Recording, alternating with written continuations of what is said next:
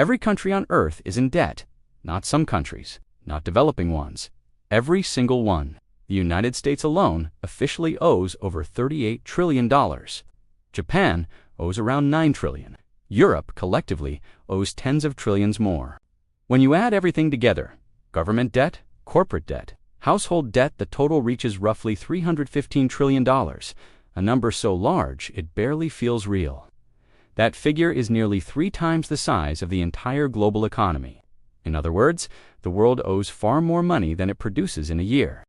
And that leads to a question so simple, yet so dangerous, that it is almost never asked out loud. If everyone owes money, who exactly is being owed? At first glance, the answer seems obvious. Governments owe banks. People owe governments. Companies owe investors. But when you actually follow the trail, when you track who owns the debt, who holds the bonds, who receives the interest, you run into a paradox. The world does not owe money to some external group or hidden foreign entity. The world owes money to itself. Governments owe their own citizens, their own pension funds, their own central banks, and institutions that recycle the same money endlessly through the system. Debt circulates in loops. Interest flows upward. And yet the total debt never goes down. It only grows. This is where most explanations stop. Economists will tell you debt is normal, that it's a tool, that as long as economies grow, debt is manageable. Politicians will frame it as a budgeting problem, something that can be solved with better policy or higher taxes. But none of that explains why debt is now permanent, why it can never be fully repaid without destroying the system itself. None of it explains why every crisis leads to more borrowing, not less, and why even when debts become clearly unpayable, they are never forgiven, only restructured, rolled over, and extended. When you look deeper, something unsettling becomes clear. This system was not an accident. It did not emerge naturally. It was designed piece by piece over centuries, not by governments acting in the public interest, but by financiers solving specific problems in ways that benefited them every time. The result is a system where governments borrow forever. Interest payments never stop, and debt itself becomes the foundation of money. A system where collapse is always threatened, but never allowed, because collapse would harm the very institutions that profit from the structure. This is not a conspiracy theory. The meetings happened. The laws were passed. The contracts are public record. The institutions still exist. What makes this story uncomfortable is not secrecy, but familiarity. The mechanisms are hidden in plain sight, buried under technical language, normalized through repetition, and taught as inevitabilities rather than choices. Once you see how the system was built, the numbers stop being shocking. $38 trillion is not a failure. It is proof the system is working exactly as intended. Over the next sections, we will walk through the 4 key moments for architects across 3 centuries who transformed debt from a temporary obligation into a permanent structure of power. Each solved a problem of their time. Each left behind a mechanism that locked future governments into borrowing forever. And together, they built the financial machine that now governs every country on Earth, quietly extracting interest from billions of people who never agreed to the rules. Before 1694, the idea of national debt as a permanent fixture of governance simply did not exist. Kings and rulers borrowed money the old-fashioned way, approaching wealthy merchants, nobles, or private lenders for temporary loans. If the ruler failed to repay, the lender lost money, and the king's prestige suffered. Borrowing was risky for both sides. Lenders could go bankrupt, and monarchs could face political instability or even rebellion if they defaulted too often. Debt was temporary, and the system naturally cleared itself. Loans were repaid or defaulted upon, and then new agreements were negotiated. Governments could not accumulate massive, unending obligations, and credit flowed only to those rulers who had a reputation for solvency or to lenders willing to accept enormous risk. It was a system with clear boundaries, contained within the limits of the kingdom's resources and the goodwill of creditors. Then came William Paterson, a Scottish merchant whose ambition and imagination would change everything. Paterson himself had failed repeatedly in business, chasing wealth through trade and speculation. But by the early 1690s, he had conceived an idea that would reshape the very foundations of civilization. England was embroiled in war with France. King William III was desperate for funds. The treasury was empty, tax revenues insufficient, and traditional lenders were refusing new loans because of prior defaults. Paterson proposed a radical solution. He would organize a group of wealthy merchants to lend the government £1.2 million, equivalent to roughly $300 million today. But unlike any previous loan, this one would never be repaid. Instead, the government would pay interest forever, a guaranteed 8% annually. To manage the arrangement, Paterson envisioned a new institution, the Bank of England. The mechanics were deceptively simple, yet revolutionary. The merchants would provide their gold to the Bank of England. The bank would lend the gold to the government, which would pay interest annually. The bank would then return this interest to the merchants. The principal, however, would never be repaid. The brilliance of the scheme was that Parliament guaranteed the interest payments. As long as England could tax its citizens, the money would flow. In addition, the banknotes issued to the merchants in exchange for their gold could be traded like currency, effectively becoming a tradable asset that paid interest, better than money itself. In 1694, Parliament approved Paterson's scheme. The Bank of England was chartered, and the first permanent national debt was born. The genius of Paterson's model was twofold. First, it created a permanent revenue stream for the lenders. One-time loans were replaced with annuity-like instruments where interest would flow endlessly to wealthy merchants. Second, it allowed the government to create money out of debt.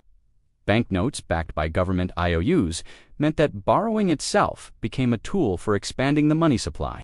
The more the government borrowed, the more money could be created, and thus what had once been a temporary, risky obligation was transformed into a structural feature of the economy. Debt was no longer a problem to solve. It was a system working exactly as designed, a mechanism to fund wars, control resources, and enrich financiers indefinitely. This innovation spread quickly across Europe.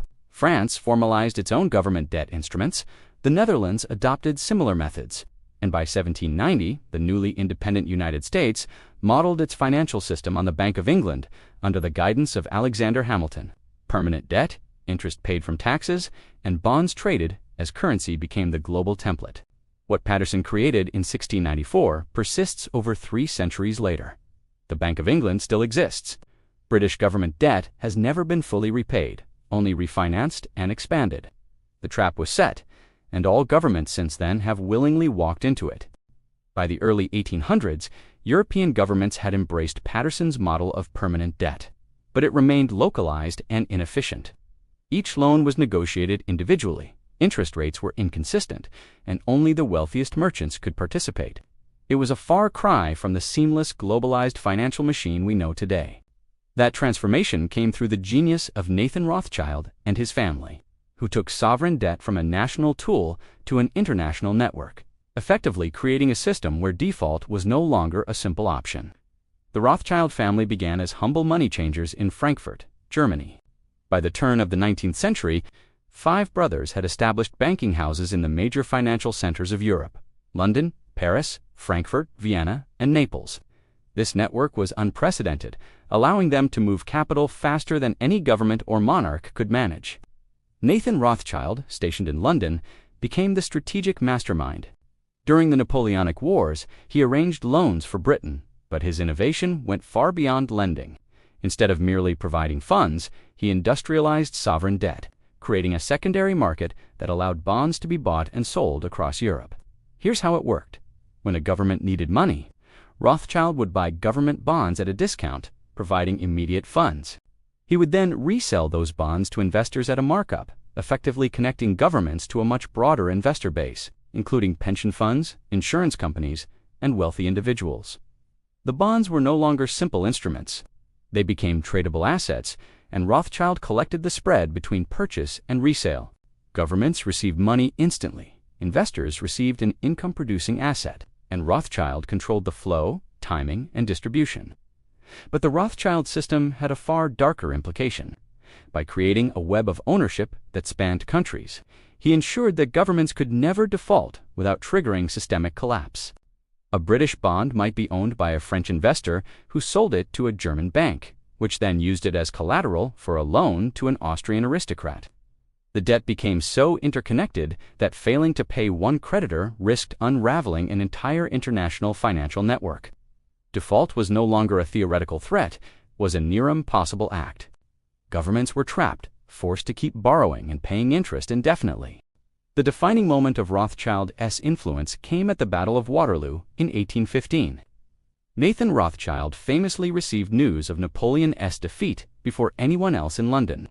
Using this critical information, he manipulated the bond market to generate massive profits. First, he sold British bonds, creating panic. Prices collapsed, and investors rushed to sell. Then, after the victory became public knowledge, he bought vast quantities of bonds at rock-bottom prices, generating fortunes overnight. This was not illegal insider trading by today's standards. It was strategic control of information and markets, a principle that would define modern financial power. By 1820, the Rothschild family dominated European sovereign debt. Any government that wanted to borrow had no choice but to go through them because they controlled both the investor network and the means of distribution. Governments became permanent debtors. Lenders became permanent beneficiaries. What Paterson had achieved locally in England, Rothschild expanded globally. Sovereign debt was no longer just a financial tool. It became a mechanism of control, ensuring governments remained trapped in a web of interconnected obligations, paying interest forever and never escaping without risking collapse. The Rothschild innovation marked a turning point. Debt was no longer merely permanent. It was inescapable.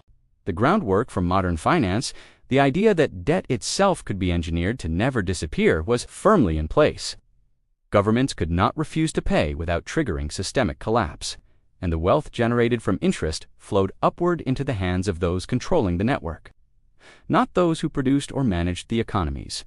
By the late 19th and early 20th centuries, the Rothschild system had spread across Europe, and the principle of permanent tradable debt was well established. But the United States remained an exception.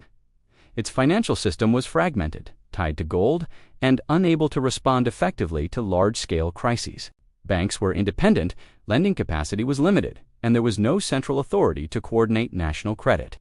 That would change through the vision and the ambition of J.P. Morgan, a man who would not only rescue the U.S. banking system from collapse, but also lay the groundwork for debt to become infinite.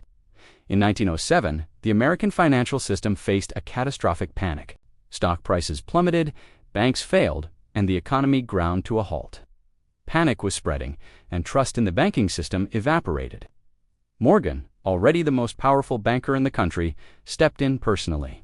He called the major New York bankers to his library, locked the doors, and forced them to pledge their own capital to stabilize the failing institutions. Within days, the immediate panic ended, and Morgan emerged as the de facto central banker of America. The problem, however, was deeper. This was a temporary fix, and Morgan was 70 years old. He could not be the solution forever. A permanent structure was needed, an institution capable of controlling credit, managing debt, and creating money as required. Morgan and his associates devised a secret plan implemented in 1910 at the infamous meeting on Jekyll Island, Georgia, including Senator Nelson Aldrich. The secrecy was necessary. The idea of private bankers designing the national financial system would have sparked public outrage. To gain acceptance, the Fed would be disguised as a decentralized, quasi-public institution with regional banks and a board of governors appointed by the president. But the reality was clear. Control remained firmly in the hands of private banking interests. The Federal Reserve Act, passed in December 1913, gave the system a central power, the ability to create money to buy government bonds, ensuring that the government could always find a buyer for its debt. Before the Fed, borrowing had limits. Banks only had so much capital to lend. Now the government could issue bonds, which the Fed would purchase using newly created money. This mechanism removed any natural ceiling on borrowing, transforming debt from permanent into effectively infinite. Governments no longer needed to worry about whether lenders had enough capital. The Fed guaranteed demand. The result was a self-perpetuating cycle. Debt issuance created money. The government spent it, and interest payments flowed back to the banks controlling the system. Morgan's innovation was subtle but profound. He did not simply rescue banks. He engineered a structure where government debt could grow without limit, backed not by gold, but by the implicit trust in the state's ability to tax. Debt was no longer constrained by resources. It was constrained only by political will and market confidence. The Federal Reserve became the engine that allowed the American government to Eventually, governments worldwide to borrow endlessly, pay interest forever, and maintain the illusion of financial stability. Morgan died the same year the Federal Reserve was created, leaving behind a legacy that reshaped the global financial system. Debt was no longer just permanent. It was engineered to be infinite, and the institutions controlling it held unprecedented power. What Paterson had designed locally in England and Rothschild had globalized, Morgan institutionalized in America, creating a mechanism that made the future expansion of debt inevitable. The trap was now complete. Governments could not stop borrowing without risking systemic collapse, and interest would flow uninterrupted to the bankers who managed the system. By the 1970s, the permanent and infinite debt system crafted by Paterson, Rothschild, and Morgan was fully operational in developed nations. Governments borrowed constantly, interest payments flowed to the banks, and debt had become a structural part of the economy. But a new challenge was emerging: developing nations. Many had borrowed heavily to fund infrastructure, modernization, or social programs, but their economies were far more fragile. Rising interest rates, commodity price shocks, and political instability threatened their ability to meet debt obligations. A new mechanism was needed to ensure that debt remained perpetual, even when repayment became impossible. This solution arrived through Paul Volcker, chairman of the Federal Reserve from 1979 to 1987, and the policies he enforced globally. Volcker faced a U.S. economy plagued by inflation exceeding 10%. The dollar was losing credibility worldwide, and foreign governments were losing faith in American financial stability. Volcker's solution was stark. He raised interest rates dramatically, taking the federal funds rate from 11% to 20%, the highest in American history. Inflation was crushed, but the consequences for developing nations were devastating. Countries that had borrowed dollars at low rates during the 1970s suddenly faced tripling interest costs. Mexico owed $80 billion, Brazil owed $60 billion, Argentina owed $40 billion. These nations could not meet their obligations. In August 1982, Mexico publicly announced it could not make payments, a technical default that threatened the global banking system. American banks, including Citibank, Chase Manhattan, and Bank of America, faced enormous losses. Systemic collapse loomed. Volcker and the U.S. Treasury could have let the market work, allowing banks to fail and debts to be wiped out. Instead, he orchestrated a bailout through the International Monetary Fund (IMF). Mexico, Brazil, Argentina, and other nations received loans designed not to reduce debt, but to keep interest payments flowing. These structural adjustment loans were conditional. Governments were required to implement austerity measures, privatize state assets, open markets to foreign investment, and devalue currencies. Essentially, nations were forced to surrender economic sovereignty in exchange for the ability to continue servicing debt. This was the final piece in the debt trap. Whereas Paterson made debt permanent, Rothschild globalized it, and Morgan made it infinite, Volcker made it inescapable. No country could default without outside intervention ensuring that the system continued. Debt was not just unpayable, it was structurally engineered to remain forever. Every bailout, every IMF loan, every debt restructuring reinforced the cycle. Keeping interest payments flowing upward to the institutions controlling global finance, countries became trapped in a cycle of borrowing, repaying interest, and restructuring loans, while real economic sovereignty was diminished. This pattern has repeated itself for decades. Greece in 2010, Argentina in 2001, Sri Lanka in 2022, every crisis followed the same template. Loans are extended, austerity measures imposed, and debt remains. No forgiveness, no end. The mechanism is clear. Debt is a tool of control, not a problem to solve.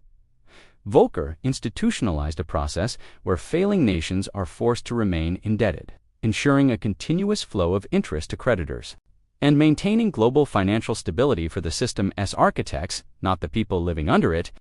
Today, the global financial system is the culmination of over 3 centuries of deliberate engineering. Every government on Earth is caught in the same cycle. Debt is permanent, interest is eternal, and default is no longer an option. Globally, the numbers are staggering. The United States alone owes $38 trillion. Japan owes $9 trillion. The entire world owes roughly $315 trillion, 3 times the size of the global economy. At first glance, this seems like a catastrophic problem, but it is not. The truth is that the system was designed to function this way. The debt is a feature, not a bug, and it flows to a select few who control the financial machinery. Here's how the mechanism works today. Governments issue bonds to raise funds. In the U.S., about $20 trillion of the debt is held by domestic institutions' pension funds, insurance companies, banks, mutual funds, and the Federal Reserve. These bonds are considered safe assets and pay interest currently about $1 trillion per year for U.S. debt alone. The interest is funded by taxpayers. Money flows from the public, through the government, to the institutions that hold the bonds. The remaining $18 trillion is essentially owed to the government itself, in trust funds such as Social Security and Medicare. But even these internal debts depend on future taxpayers. When trust funds redeem bonds, taxes or new borrowing must cover the payments. It's a shell game that ensures interest payments continue endlessly. Scale this globally, and the picture becomes even more complex. Japan's debt is mostly held domestically by the Bank of Japan. Europe owes 14 trillion euros, primarily to European banks and the European Central Bank. China holds significant debt through its state-owned banks. Meanwhile, nations hold each other's debts. Japan owns U.S. treasuries. The U.S. owns European bonds via the IMF. Europe holds developing nation debt through the World Bank. The result is a circular, interconnected system where everyone owes everyone else, and the interest payments flow upward to the institutions that manage the network. Default anywhere risks systemic collapse everywhere. This is why debt cannot simply be paid off. For instance, if the U.S. were to repay its $38 trillion debt in full, the money supply would collapse because dollars are created when the government borrows. Eliminating the debt would shrink the money supply dramatically, triggering deflation, recession, and economic collapse. The system requires continuous borrowing, continuous interest payments, and perpetual debt issuance. The same principle applies globally. If every country tried to repay all debts simultaneously, the global money supply would shrink by 2/3, and international trade would grind to a halt. Debt is structural, necessary, and perpetual by design. Who profits from this system? The answer is financial institutions.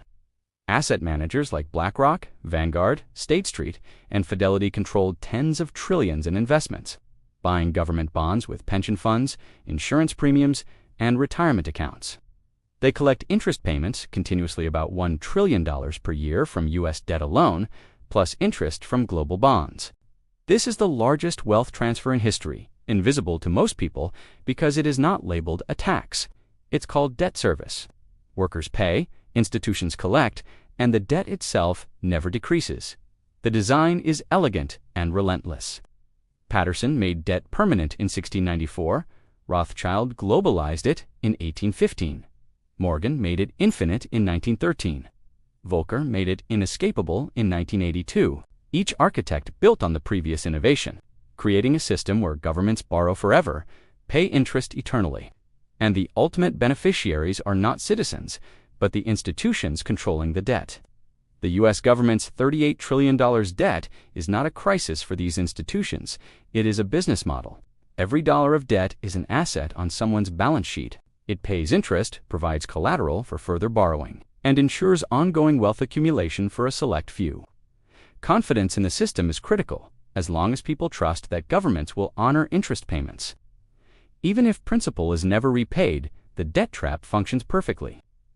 Default is not an option. Repayment is impossible, and the cycle continues indefinitely. This is the final truth of the global financial system. Debt is not a problem to solve. Debt is the foundation of power. Interest is the rent we pay to live within this system. Every crisis, bailout, or restructuring, whether in Greece, Argentina, Mexico, or Sri Lanka, follows the same pattern. Debt is extended, interest flows upward, sovereignty is surrendered, and the system endures. In essence, we live in a world where $315 trillion of debt is structural, necessary, and inescapable. Governments borrow forever, taxpayers pay interest forever, and financial institutions profit endlessly. The system is not broken, it works exactly as designed. A machine engineered over centuries by 4 architects who each solved a problem in their time in ways that benefited bankers above all else. When we step back and examine the system as a whole, it becomes clear that global debt is not an accident or a mistake. It is the outcome of centuries of deliberate design, refined by four individuals who never collaborated directly, but whose innovations collectively created the ultimate debt trap. The first architect, William Paterson, created the concept of permanent debt in 1694. Before him, kings borrowed from merchants and nobles on a temporary basis. With repayment either completed or defaulted upon, debt was risky and finite. Paterson changed everything by founding the Bank of England. He proposed a system in which the government would never repay the principal, but would pay interest forever, guaranteed by Parliament. Banknotes issued against government debt could be traded, creating money out of debt itself. Paterson's model was brilliant. The government obtained immediate funding. Merchants received a safe and tradable asset, and the system ensured that debt could never disappear. This was the first step in constructing a world where debt was a feature, not a problem. The second architect, Nathan Rothschild, took Paterson's model and globalized it in the early 19th century. By creating a network of banks across Europe and industrializing sovereign debt, Rothschild made debt tradable internationally. No longer was a government's obligation limited to a single creditor or nation. Instead, bonds could be owned by a web of investors across borders. This innovation had profound consequences.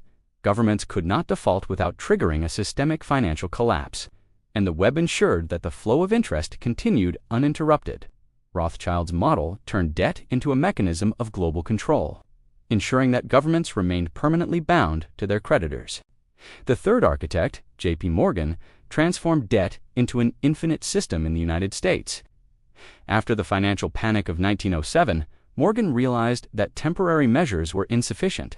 The solution was the creation of the Federal Reserve System in 1913, a central banking mechanism capable of creating money to buy government bonds. This removed any natural limit on borrowing. Governments could now issue bonds endlessly because the Fed would always serve as a guaranteed buyer. Debt was no longer just permanent or global, it was effectively unlimited, allowing the U.S. government to borrow at unprecedented scales, while interest payments flowed to the banks controlling the system. Morgan's design institutionalized the power of financial elites and set the stage for modern monetary policy. The fourth architect, Paul Volcker, made debt inescapable in the late 20th century. Faced with inflation and developing nations' inability to service their debts, Volcker raised interest rates to historic levels and used the IMF as a tool to bail out failing economies. These bailouts were conditional, requiring structural adjustments, austerity, and economic policy concessions. Volcker ensured that debt would never be forgiven, only restructured, keeping the flow of interest intact. Developing nations once at risk of defaulting were now trapped in a cycle of perpetual indebtedness. Forced to comply with conditions that transferred power and resources to creditors, together, these four architects created a system with four key mechanisms.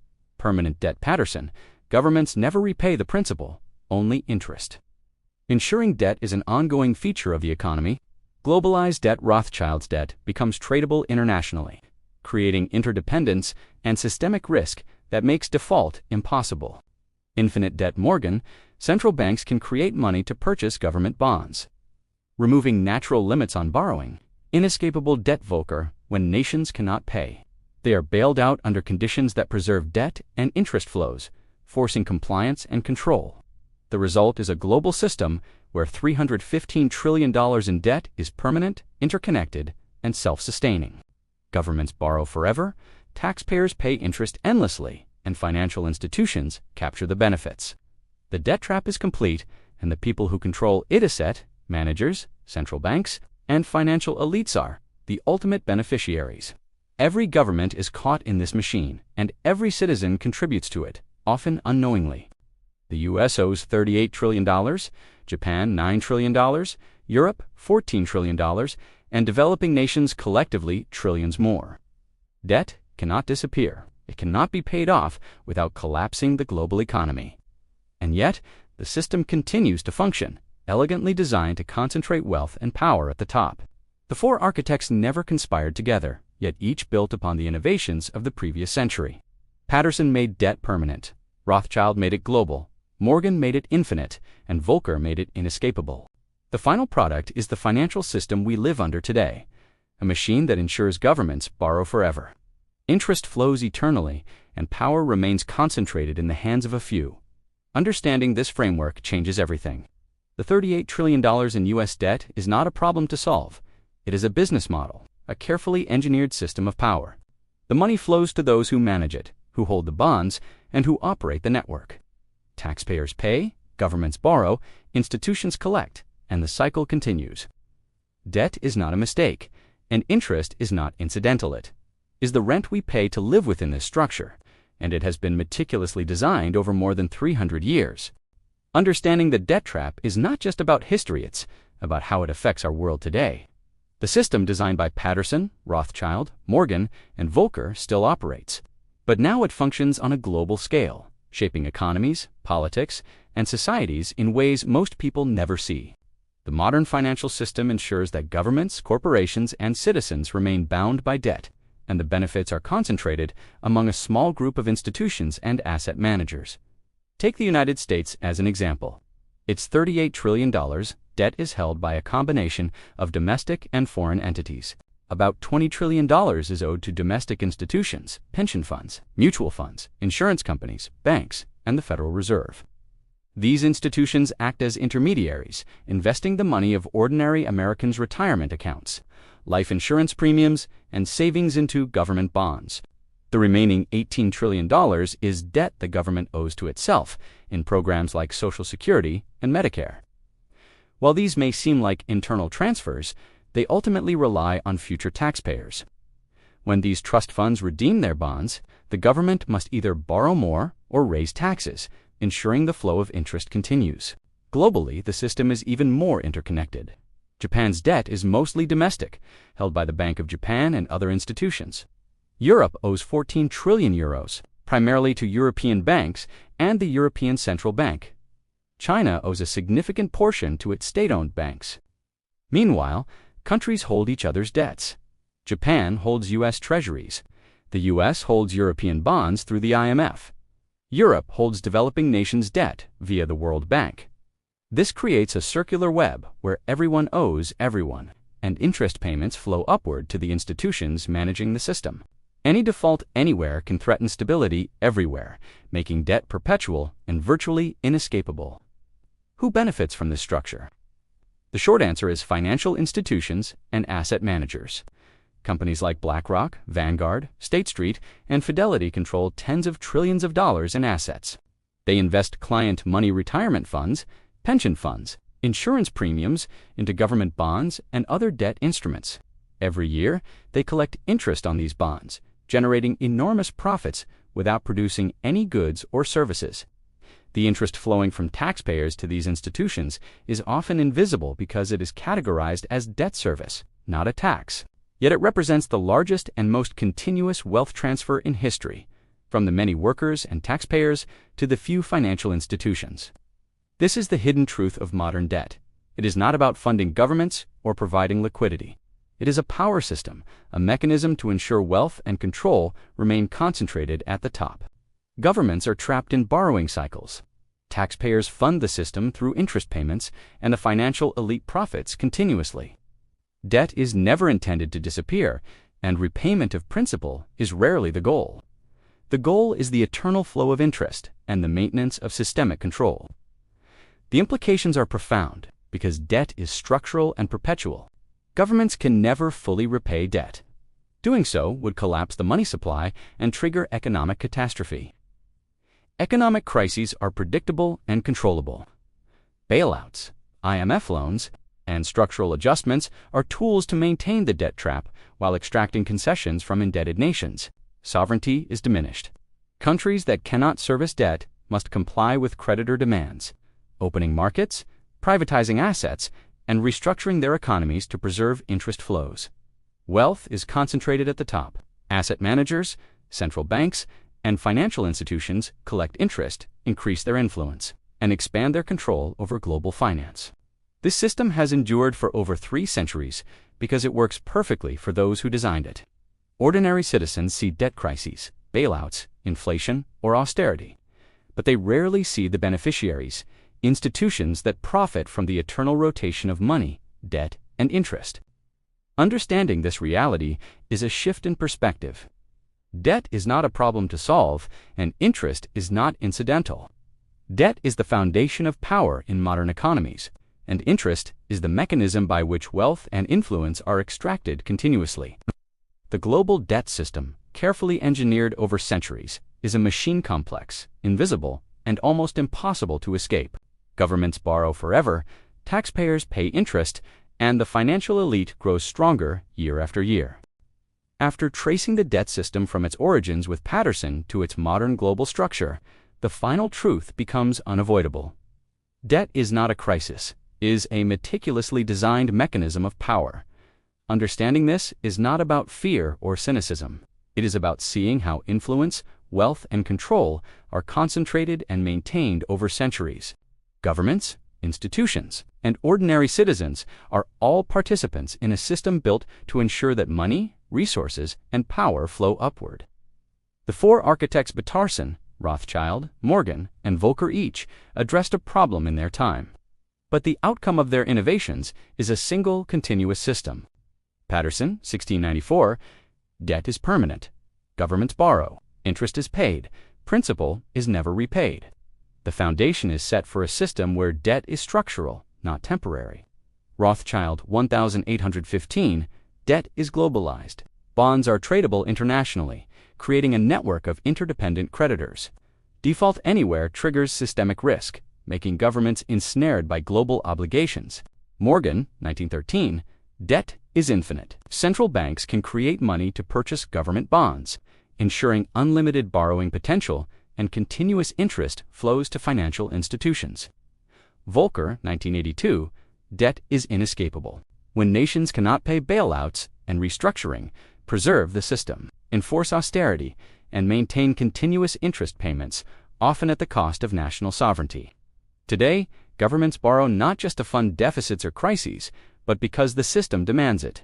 Taxpayers provide the resources, interest is collected by financial institutions, and bonds circulate endlessly, creating a self-sustaining cycle of indebtedness. The flow of money is carefully engineered. Wealth is extracted from the many and consolidated with the few. Global crisis, whether in Argentina, Greece, Mexico, or Sri Lanka, serve as reminders of the system's resilience and the dependence of nations on creditor institutions. Each bailout loan or restructuring reinforces the trap, ensuring that debt and interest persist indefinitely. Here's the final lesson. The debt system is not about economics alone. It is about control. It shapes policies, influences governments, and determines whose interests are prioritized. It forces countries to make decisions in favor of creditors rather than citizens, ensures elite institutions profit, and maintains systemic stability at the cost of public autonomy. Debt is the lever of power, interest is the engine, and taxpayers are the fuel. Understanding this changes your perspective. The $38 trillion U.S. debt is not a crisis in the sense of failure, it is a business model. Every other government debt works the same way.